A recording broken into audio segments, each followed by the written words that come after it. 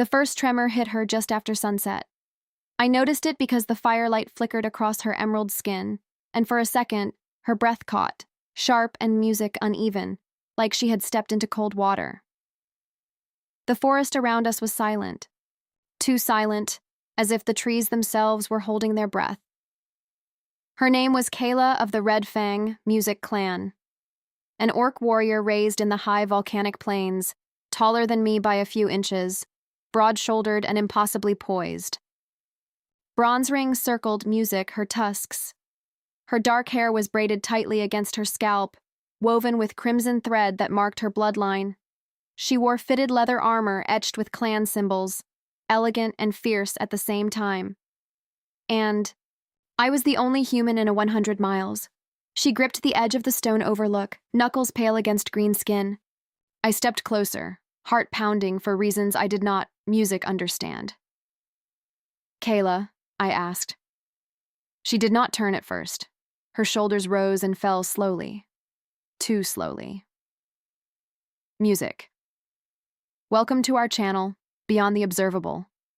Here we explore stories that begin where the obvious ends. Please subscribe to the channel, leave a like, and tell us where you're listening from. That support helps us bring you stories that are deeper and more unsettling every time. Let's begin." "It has begun," she said quietly. A distant howl echoed through the trees below. Not wolves, orcs. My stomach tightened. I had studied their music customs for months. I had lived among them as an observer, a scholar from the southern kingdoms. But there were things the scrolls only hinted at: heat. The first fire, a biological rite that came only once in early adulthood. It was sacred, dangerous. It heightened senses, strength, emotion. It called to nearby warriors like a signal flare, and it had just awakened inside her. She finally turned Music to face me, and the firelight caught her eyes. They were no longer the calm amber I knew. They burned molten music gold. "I was hoping it would wait until the clan returned," she whispered. The hunting party would not be back for 3 music days. Another tremor moved through her, this one stronger. She pressed a hand to her chest as if trying Music to steady something inside. Instinctively, I reached toward her, then Music hesitated. Humans were not meant to interfere in orc rites, but I could see it in her expression. This was not simply physical. It was overwhelming. "Tell me what you need," I said. Her gaze locked onto mine. Music. Intense. Searching. Not predatory. Not wild. Just vulnerable. "You must not leave," she said. Music.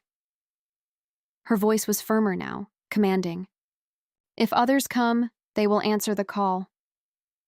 Music. I cannot fight them in this state without risking bloodshed. My pulse roared in my ears. "You want me to guard you? I want you to stay," she replied softer this time. Another howl rose in the distance, Music closer. She stepped toward me, and I realized how warm she felt. Not feverish, radiant. The air around her seemed charged. "I trusted you, Music, to study us," she said, her eyes never leaving mine. "I did not expect to need you." The weight of that admission struck deeper than any blade. Music. A rush of wind tore through the treetops. Somewhere below, branches snapped. Music. They were coming. Kayla inhaled sharply, fighting another wave. Her hand closed around my wrist, firm but not painful. "Look at me," she said. I did. "You are not prey," she continued. "You are not intruder. You are under Music, my protection." My throat tightened. "And you?" For the first time since I met her, her fierce composure cracked Music just slightly. "I am not certain," she admitted. The forest shifted again. Movement in the shadows. Her heat was calling them, and I was the only human foolish enough to stand between an orc warrior in her first fire, Music, and the rest of her kind. She lifted her chin, shoulders straightening, Music despite the tremors. "If they come," she said, eyes blazing gold, "they will answer to me." Another howl cut through the night, this one much closer. Her grip tightened around Music my wrist, and the tremor that ran through her this time was not weakness. It was power awakening. The underbrush below the overlook exploded with motion. They had arrived. The first of them stepped into the Music, clearing below like a shadow given muscle and bone, a male from the Blackstone clan. I recognized the markings burned into his shoulder plates. He lifted his head, Music slowly, nostrils flaring, eyes glowing faintly in the dark. He was not looking for prey. He was answering a call. Kayla's fingers slipped from my wrist as she moved forward, placing Music herself between me and the edge of the overlook. The fire behind us flared violently, Music, as if reacting to her pulse. 3 more shapes emerged from the trees, my heart hammered against my ribs. "How many will come?" I whispered. "As many as hear me," she Music replied, her voice low and steady. Another tremor ran through her, stronger than before. I saw it now. The subtle sheen on her skin, the tension in her jaw, the way her breathing deepened as if she were drawing strength from something beneath the earth itself. The largest of the males below lifted Music his gaze. His eyes found her silhouette against the flames. A growl rolled up the stone face toward us. Kayla stepped to the edge. "I am Kayla of Red Fang," she declared, her voice carrying across the clearing like a war horn. "This fire is mine. Leave this place." The males shifted, restless. One of them stepped forward, muscles coiled. "You call," Music, he answered. His voice was thick, almost reverent. "We answer." My throat tightened. Kayla's shoulders squared. Her presence changed. The vulnerability I had seen moments ago vanished behind something ancient and commanding. "I did not call you," she said. Her words were calm, but the air vibrated with restrained force. Another wave hit her. I saw her hand twitch slightly at her side. She hid it well. Music. They did not notice, but I did. The largest male began to climb the rocky slope. Without thinking, I stepped forward beside her. She glanced at me sharply. "Stay behind me," she ordered. "I said I would not leave," I replied. For a fraction of a second, something softened in her blazing eyes. The male reached the top of the overlook in one powerful movement. He towered over both of us, scars crossing his chest like battle trophies. He looked at me first. A human standing. Beside her, his lip curled. "You guard her?" he asked. "I stand with her," I answered, forcing my voice not to shake. A tense silence stretched between Music them. Kayla stepped closer to the male until only a breath separated them. Even in her state, she was magnificent, radiant. Her braided hair caught the firelight, red threads glowing like embers. "You forget yourself," Music, she said quietly. His gaze flickered over her, drawn by instinct, by biology, by something neither of us fully understood. "You burn, Music," he murmured. Her chin lifted higher. "And I control the flame." He reached out suddenly as if to test her resolve. Her hand shot up and caught his wrist midair. The crack of impact echoed like a snapped branch. Her strength had not diminished. Music, it had sharpened. The male's eyes widened. "I will not be claimed," she said, her voice now carrying an undercurrent of power that made even me step back. Not by force, not Music, by instinct. The other males below hesitated. The one she held slowly lowered his gaze, not in defeat, in acknowledgement. She released Music him. For a moment, I thought it was over. Then the wind shifted. A deeper horn sounded in the distance. Not a howl, not a growl, a war signal. Kyla's expression changed instantly. "That is not hunting party," she whispered. From the northern treeline, armored figures emerged. Not 4, not 5, dozens, different markings, different banners, an outside clan. They had followed the Music call too, and they would not respect her claim. The first male beside Music, us looked toward the approaching force and then back at Kayla. "This will be blood," Music, he said grimly. Her golden eyes flickered toward me. For the first time since the heat music began, I saw fear. Not for herself, for me. "You must go," she said under her breath. I shook my head. The war horn sounded again closer. Torches flared among the trees. The outsiders were advancing. Music. Kayla stepped forward to the edge once more, shoulders back, aura blazing like a living beacon in the night.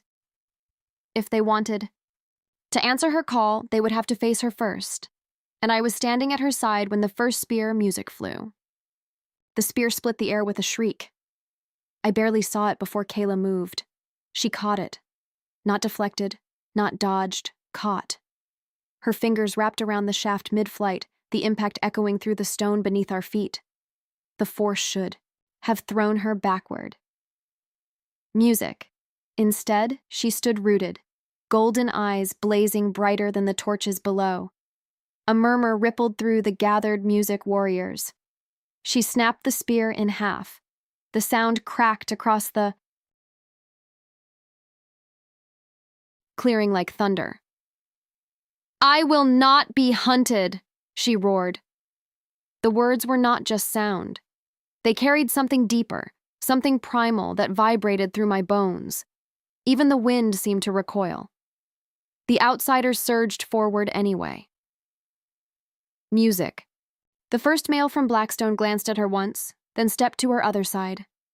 He did not speak, but his presence shifted from challenger to ally. Instinctively, music, I grabbed the fallen spear fragment. I was not a warrior. I was a scholar who had spent most of his life with ink-stained music fingers and fragile parchment. But I was here.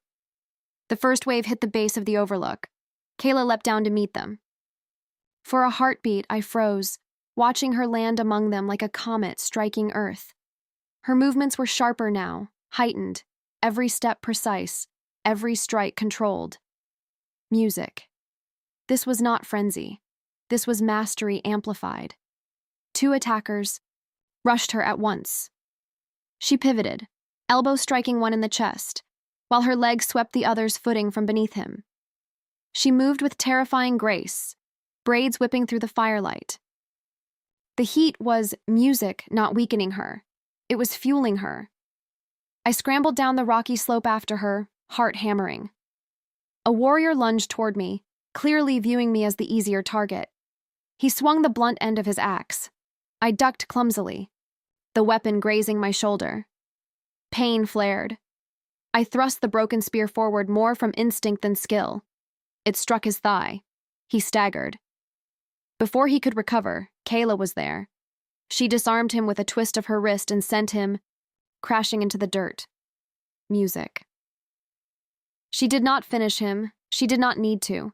She turned to me, breath heavy but controlled. "I told you to stay back," she said, almost music angry. "I told you I would not leave," I answered, wincing. For a fraction of a second, something changed in her expression. Not irritation, recognition. Another tremor surged through her body, this one stronger than any before. She inhaled music sharply, and her eyes flared so brightly they almost seemed to cast their own light.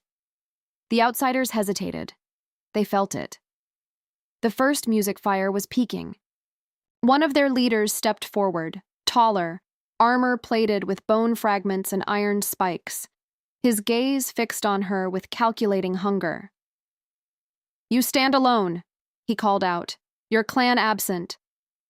Music. Your scent carries for miles. You cannot deny what you are." Kayla's jaw tightened. "I deny nothing, music," she said, "but I choose." The word echoed in the clearing. Choose. The leader laughed low and cold. "Choice is weakness. Music in heat," he charged. Everything seemed to slow. I saw the moment his blade arced toward her side. I saw the subtle flicker of strain in her stance. Music, as another wave of heat pulsed through her veins. Without thinking, I stepped between them. The impact music knocked the air from my lungs. The flat of his blade struck my ribs and sent me crashing to the ground. The world rang. Dirt filled music my mouth. My vision blurred. Through the haze, I saw Kayla. She froze for a heartbeat. Then something inside her snapped. Not control, restraint. She moved faster than I had ever seen. She caught the leader's wrist mid-swing, music twisted, and forced him to his knees with a strength that defied reason. Her other hand gripped. His throat, not crushing, but holding. Her golden eyes burned inches from his face. "You mistake music heat for helplessness," she said softly. The air around her shimmered. Even the other warriors stepped back. She could have ended him. Instead, she shoved him away. "Leave," she commanded. The authority in her voice was absolute. Silence followed. One by one, the outsiders retreated into the trees. The clearing emptied until only the crackle of fire and the heavy rhythm of her breathing remained. She turned toward me. I was still on the ground, struggling music to sit up. She dropped to her knees beside me, hands hovering as if afraid to touch and break something fragile. "You are hurt," she whispered.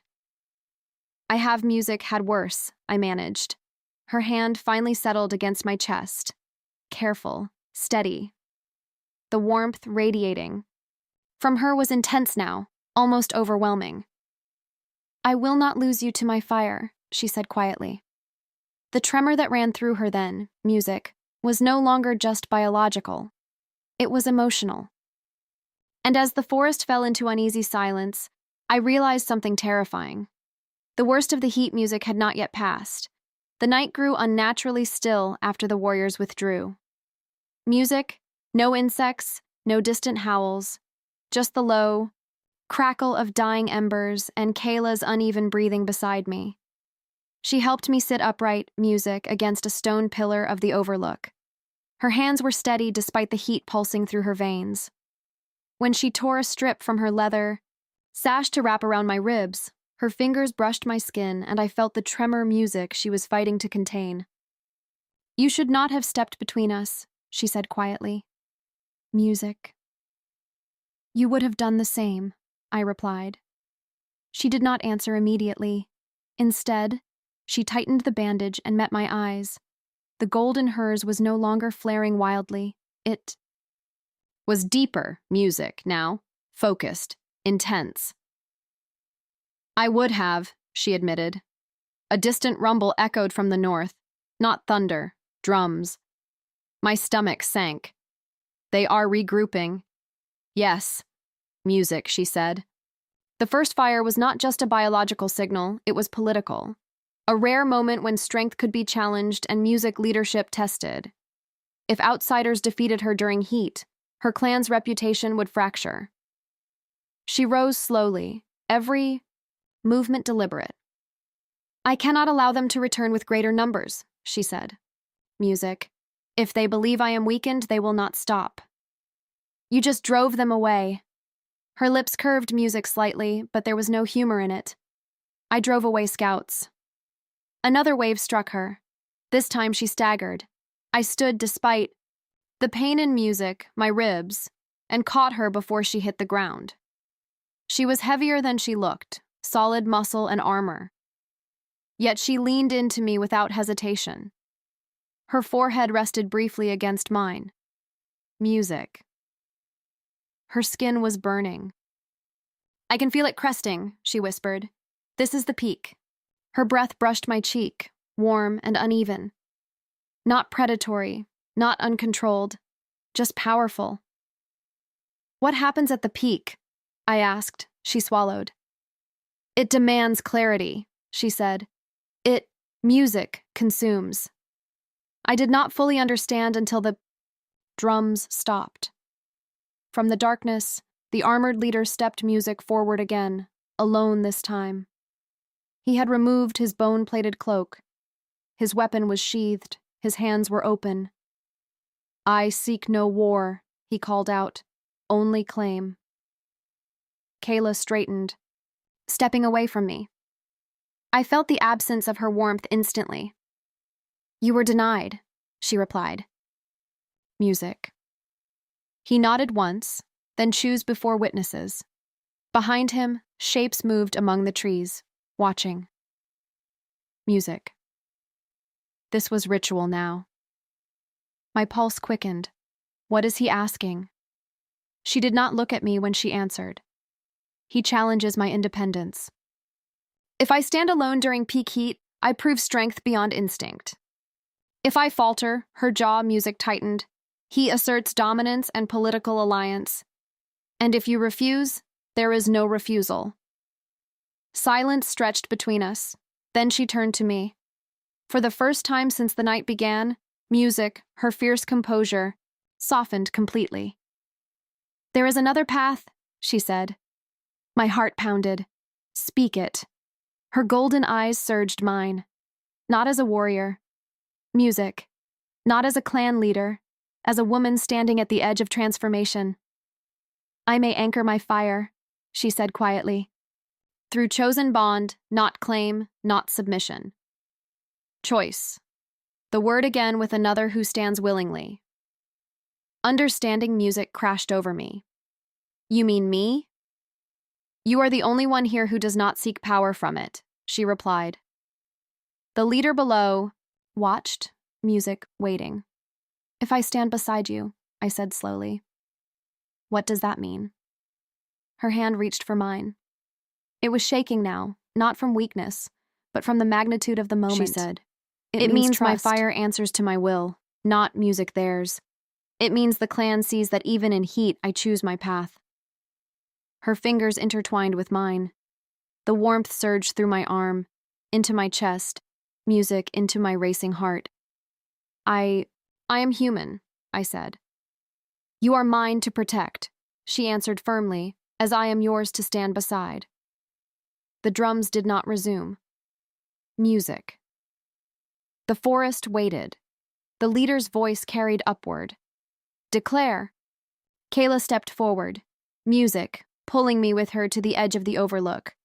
Her voice rang clear and powerful. I choose. The word rolled across the music clearing like thunder. She raised our joined hands high. I stand not alone. My fire answers to me.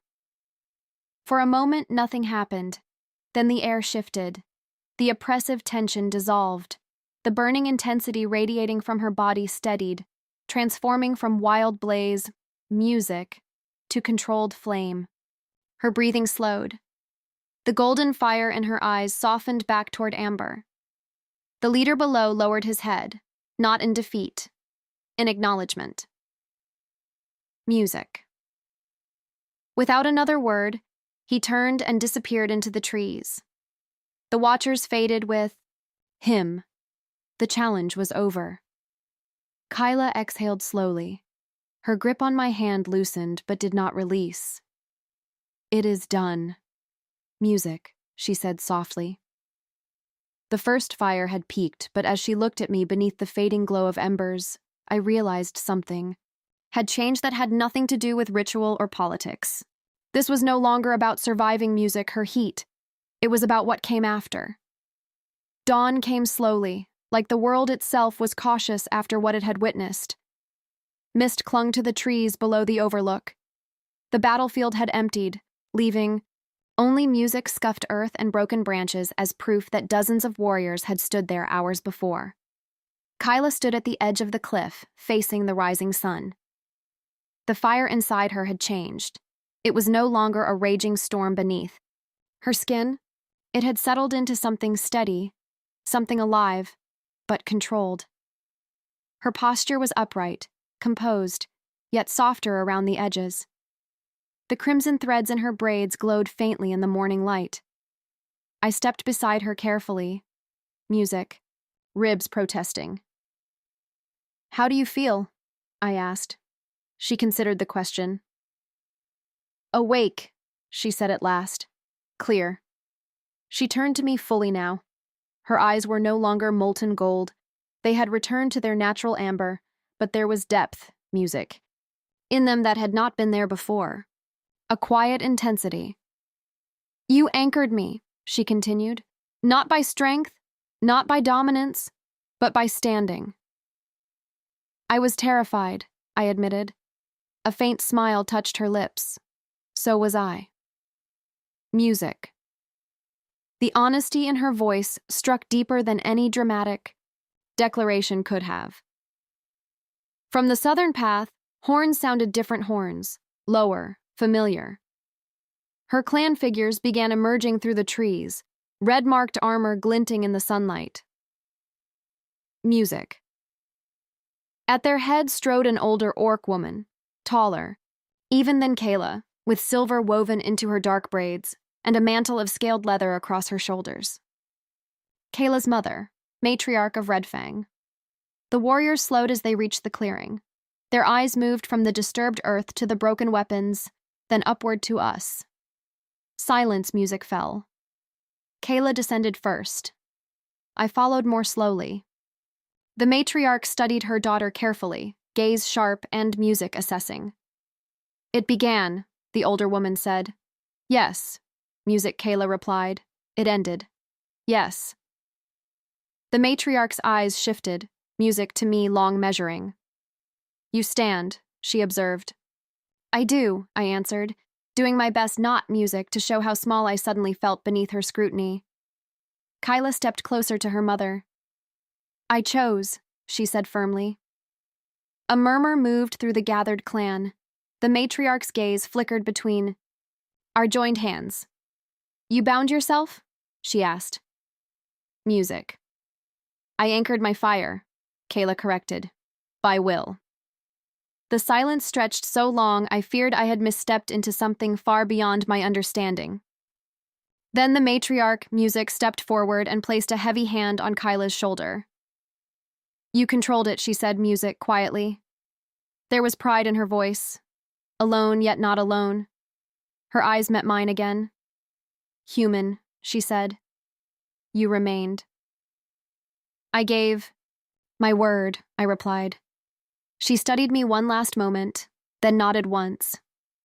Then Red Fang remembers. The tension dissolved like morning mist under sunlight. Warriors began moving through the clearing, assessing, cleaning, restoring. Life resumed. Music. But something fundamental had shifted. Later, when the camp had been rebuilt and the clan dispersed into their daily rhythms, Kayla found me near the riverbank. Music. The water reflected the sky in silver fragments. You could return south now, she said quietly. Your studies are complete. You have seen what few humans ever witness. I looked at her, the warrior who had stood blazing before dozens. Music. The woman who had trembled beside a fire and trusted me with her vulnerability. The daughter who had proven her strength not through conquest, but through choice. I did not stay music for research, I said. Her breath caught slightly. You stayed for me, she said. Yes, she stepped closer. Not towering, not overwhelming, just present, solid, real. My path will not be simple, she warned. There will be challenges, music, political strain, suspicion. I expected nothing less, I music replied. For a long moment, we simply stood there, the river whispering beside us. Then she extended her hand. Not in ritual, not in survival, in partnership. I took it. The first fire had ended, but something else had begun. And as the sun climbed higher over the lands of Red Fang, I realized I was no longer merely a human. Scholar music, observing another world. I was part of it, part of her story, part of a future neither of us could yet see. If you enjoyed this story, make sure to subscribe and leave a like.